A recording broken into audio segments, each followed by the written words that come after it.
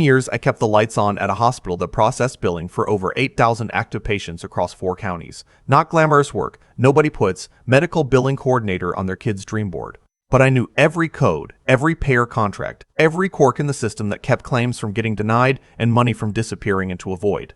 I knew that Medicare Advantage Plan C from Humana required a specific modifier on outpatient physical therapy claims, or they'd auto-deny. I knew that our biggest commercial payer had a 90-day timely filing window, not 120 like everyone assumed, and that mistake had cost us $340,000 in write-offs the year before I started fixing it. I knew which insurers would accept a corrected claim and which ones required a full appeal with supporting documentation in a letter written in exactly the right tone.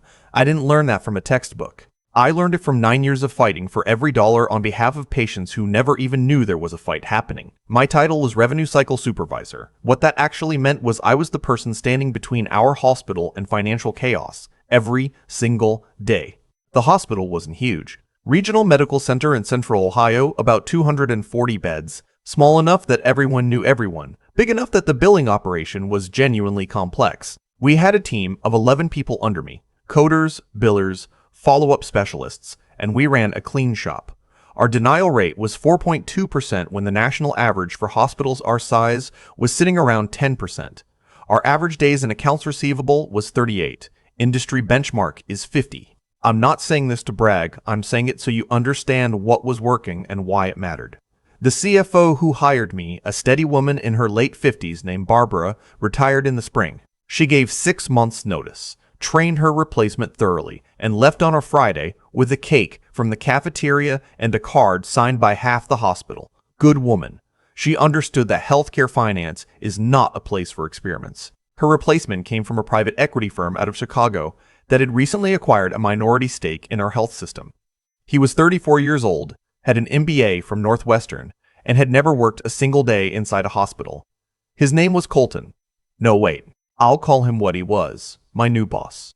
He walked in wearing a suit that cost more than my monthly mortgage payment and spent his first week scheduling one-on-ones with department heads where he mostly talked about optimizing revenue capture and leveraging AI-driven solutions in the billing cycle. I sat across from him in that first meeting with a legal pad and a pen, ready to walk him through our operation. He had a laptop open and was pulling up a slide deck. "I've done a deep dive on your department's metrics," he said, which I knew meant he'd looked at a dashboard summary for about 20 minutes. "You're doing well on some indicators, but I think there's significant upside we're leaving on the table." I asked him what he meant by upside. "Automation," he said. "There's a company out of Boston. They're called ClearPath AI that's doing incredible things in revenue cycle management. Machine learning, predictive denial management, automated appeals. They presented to our parent company's portfolio leadership and the results are compelling." I asked how many hospital clients they had. He glanced at his screen. "They're scaling. Currently 3 health systems, smaller than us." I wrote that down. So their largest deployment is smaller than us. "They're growing fast," he said. Like that answered the question. I asked if their system had been tested against payer contracts as specific as ours. We had 19 different commercial payer agreements in our system, each with their own quirks and negotiated rates.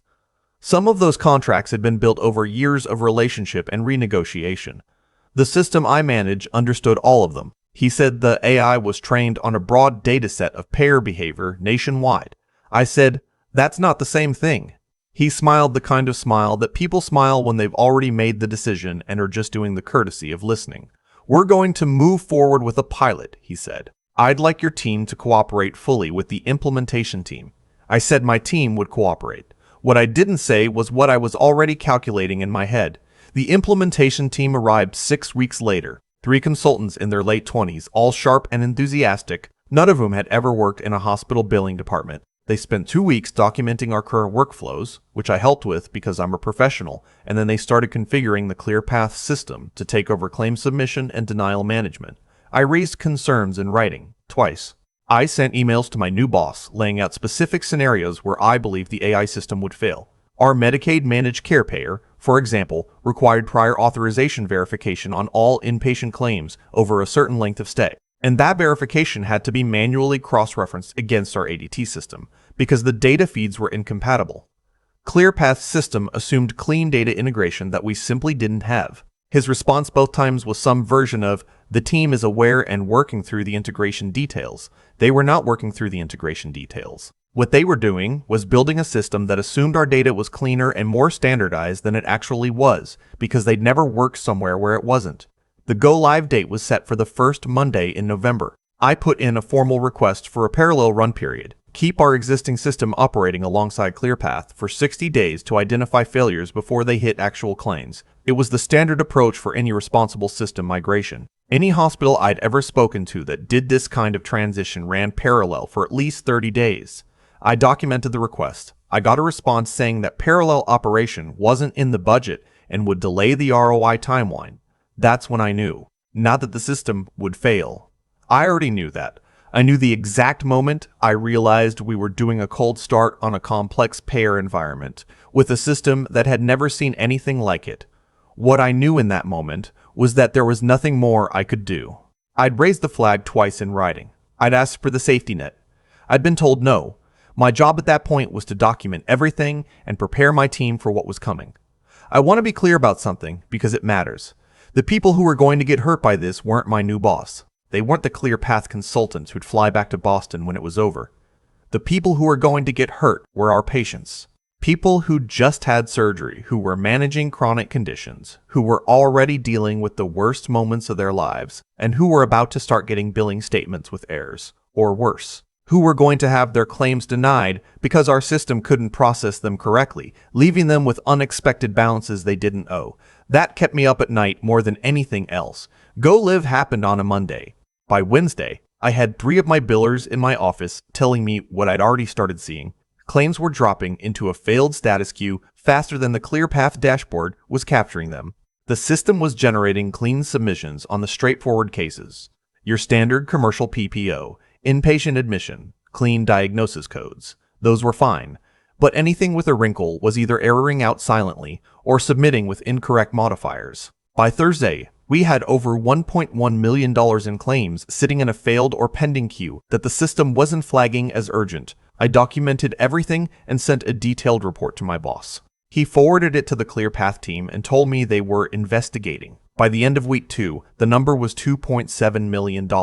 I kept my team working. We were doing what we could manually. My best follow-up specialist was coming in an hour early every day to work through the queue by hand, doing the job the system was supposed to do, on top of her actual job. I told her she'd be compensated for the overtime. I didn't actually know if she would be, but I said it because it was true in spirit, and because she deserved to hear it.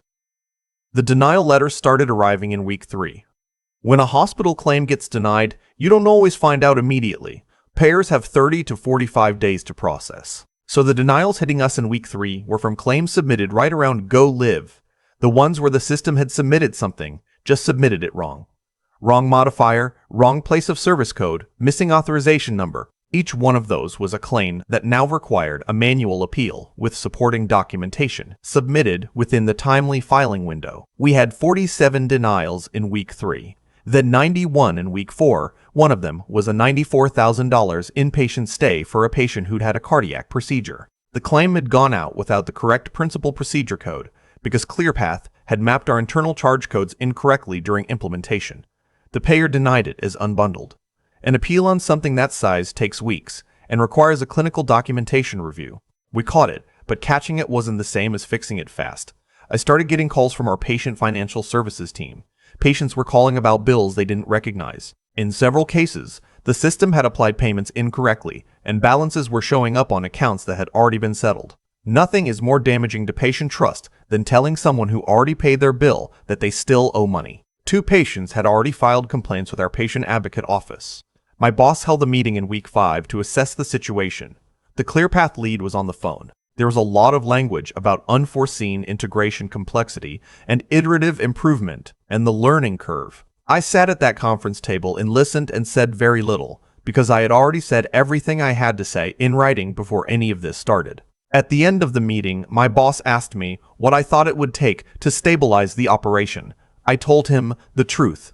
I said that to stop the bleeding, we needed to revert to our previous system for claim submission, while ClearPath continued its configuration work in a sandbox environment. I said we needed to run a full audit of everything submitted since go live and manually review and correct anything that touched a complex payer. I said that would take my team 6 to 8 weeks working at capacity, and that we should consider bringing in 2 contract billers to help with the volume. He asked what that would cost. I had the number ready. The contract billers, the overtime, the audit, approximately $180,000, all in. He was quiet for a moment. I said, the alternative is that the denial volume compounds for another 60 days, and we're looking at write-offs that could exceed $4 million. And that's before we factor in any regulatory exposure if a payer flags us for systematic billing errors. Regulatory exposure got his attention in a way that nothing else had.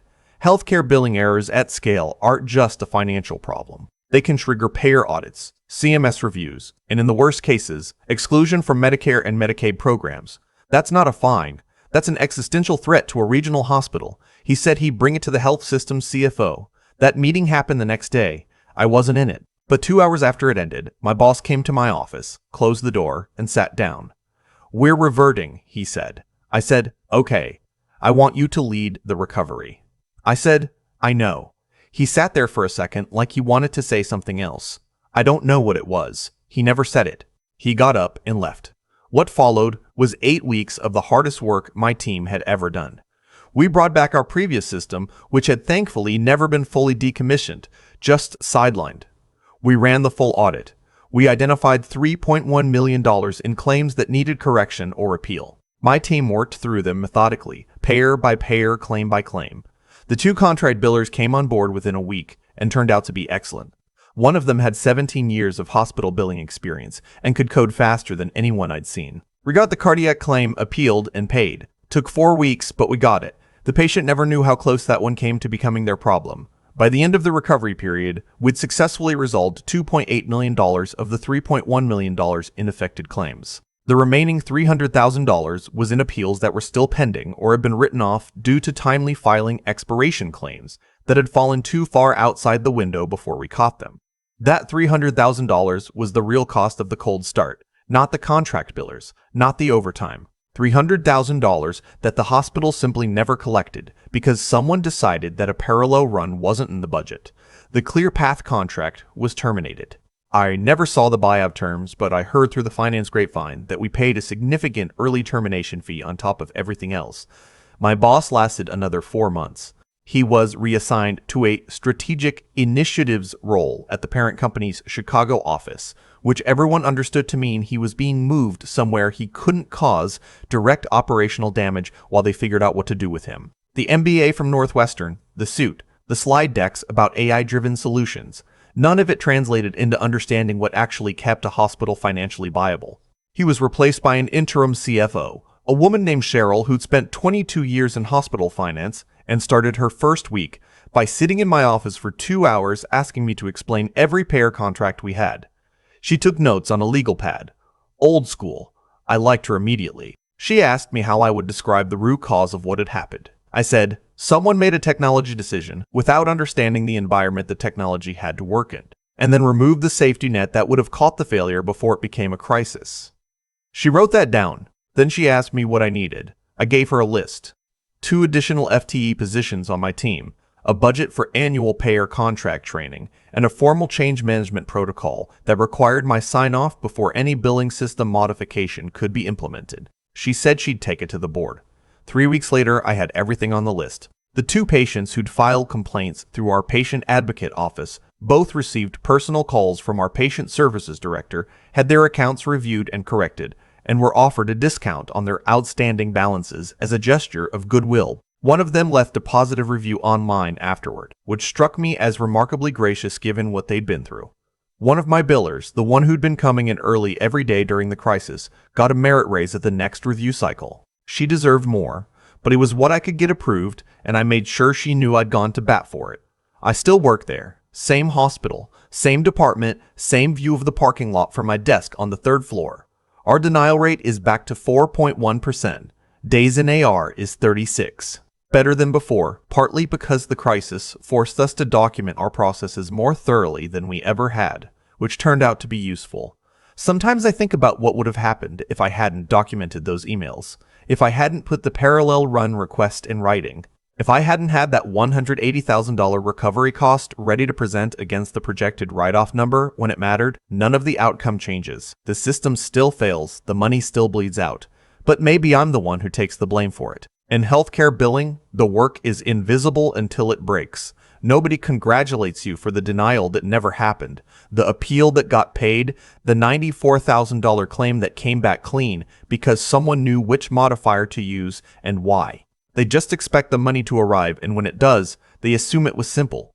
It is not simple. It has never been simple. And the fastest way to find that out is to replace the people who understand that with software that doesn't. I poured a cup of coffee this morning, stood at the window for a minute, and watched the parking lot fill up. Patients coming in. Staff changing shifts. The whole organism breathing the way it's supposed to. Somewhere in the building, a claim is being coded. Somewhere, a biller is on the phone with an insurance rep, making the case for a patient who will never know anyone made it. That's the job. I still think it's worth doing right. There's a moment I keep coming back to. Not the meeting where I was told the parallel run wasn't in the budget. Not the week the denials started stacking up. It's a quieter moment than that. It's me sitting at my desk at 6 in the morning, a week into the recovery, watching one of my billers pull up her chair before the rest of the building was even awake, because she knew what needed to be done, and she just came in and did it. Nobody told her to. Nobody offered her extra pay up front. She just understood that real people were on the other end of those claims, and she showed up anyway. That's the thing about this whole experience that I keep turning over. The system failed because the people making the decision lacked the character to listen. Not the intelligence. My new boss was plenty smart in the ways his education had trained him to be smart. He could read a slide deck, run a projection, speak fluently about AI-driven optimization. What he didn't have was the honesty to look at someone with 9 years of operational knowledge and actually hear what she was telling him. That's not a skills gap. That's a character gap. And no MBA program in the country teaches you how to sit with someone who knows more than you and genuinely reckon with that. I raised my concerns twice in writing. Not because I thought it would change the outcome. By that point, I already sensed it wouldn't. I did it because I knew that doing the right thing, clearly and on the record, was the only thing I could control. Some people would have stayed quiet, covered themselves, let the failure arrive, and then said, "I told you so," with some satisfaction. I understand that impulse, but it doesn't sit right with me. The patients who are going to be affected hadn't done anything wrong. They deserve someone willing to fight for them even when the fight wasn't winnable. What the recovery required was something different again, not just doing the right thing, but doing it hard, over a long stretch of time without any certainty that it would work out. 8 weeks of methodical, grinding work, auditing $3.1 million in affected claims one by one, rebuilding trust with payers we'd inadvertently burnt, getting that $94,000 cardiac claim appealed and paid when the easy thing would have been to write it off and move on. That kind of sustained effort is its own form of intelligence.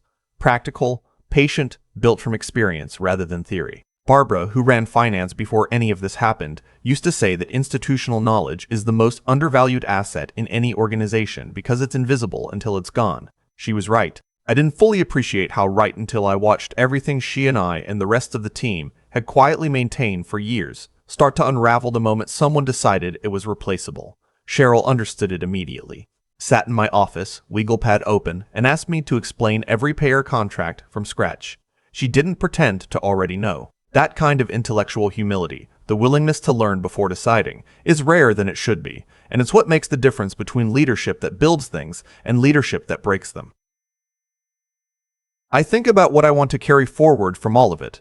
Do the right thing even when nobody's watching, and it probably won't help. Keep learning, keep building the kind of knowledge that can't be downloaded or automated. And when things get hard, not just inconvenient, but genuinely hard, stay in it. The work matters. The people on the other end of it matter. And showing up for them, day after day, without fanfare, is the whole point.